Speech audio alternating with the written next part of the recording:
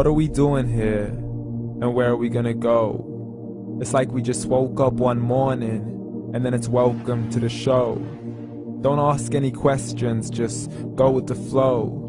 Make as much money as you can, and try your best not to get broke. Copy everything you see on the TV, from the hairstyles to the clothes, and don't think too often, just do exactly as you're told. And if you ever get confused, then just turn towards the alcohol. You'll still hear your thoughts, then just turn up the radio as you learn to live a lifestyle of drugs, sex, and rock and roll. But in all honesty, I just need to know, is there more to the cycle than growing and getting old? Living and dying just to leave behind a happy home and a whole lot of property that somebody else is going to own. I just really need to know before the casket's closed, 'cause I'm not willing to gamble with my soul, nor am I ready to take any chances. These are just simple life questions, and I'm just searching for some answers. Like, what are we doing here? And what is our purpose? How did we get here, and who made us so perfect? And what happens once we go, or is this world all really worth it? Questions we don't answer because apparently we don't really have to. There's no purpose to this life and our existence is merely natural. Then in that case, please let me ask you, did you create yourself, or was it somebody else who had fashioned you? 'Cause you're a being that's impeccable, faultless and unparalleled. You're a product of supreme intelligence, and I'm merely being rational. For there isn't a camera on this earth that can come close to the human eye, nor a computer that can compete alongside the human mind. And if the whole world was to come together, we wouldn't be able to create a single fly. So many signs, yet we still deny. As science tries to justify that all this could come from none, when it's a simple sum. 0 plus 0 plus 0 cannot possibly ever give you 1. So from where did all this order come? But everything has its origins, a maker, a creator of its own. I mean, the only reason you're watching this video is because somebody had to press upload.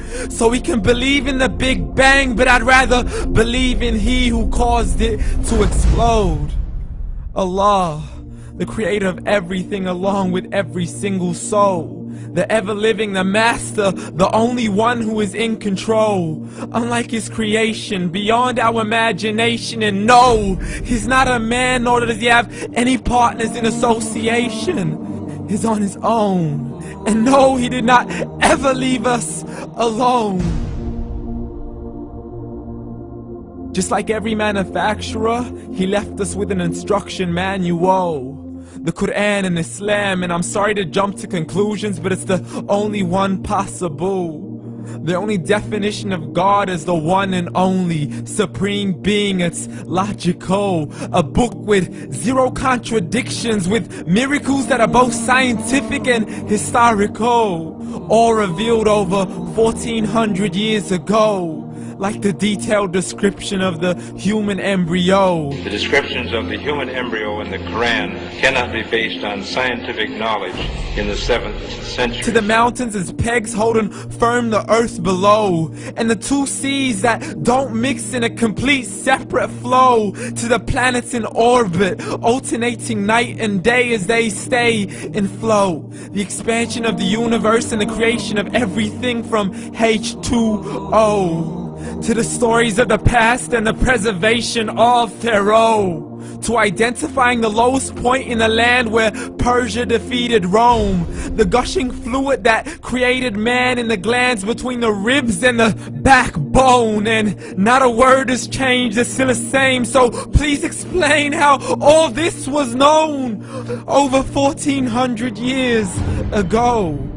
To a man who couldn't read or write, as he would recite whatever the angels spoke. And if you still don't believe, please try to come up with something that's even close. But you can't, so we took God as a mockery and his messengers as a joke. Muhammad could not read or write.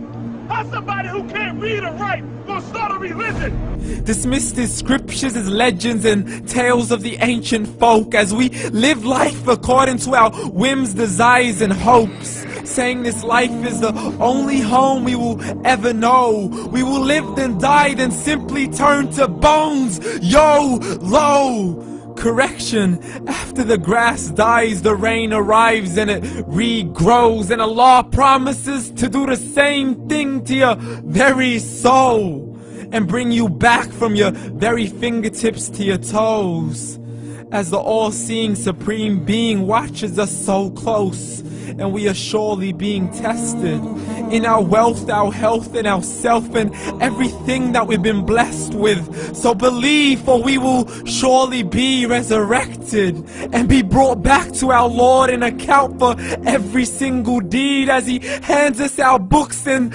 orders us to read.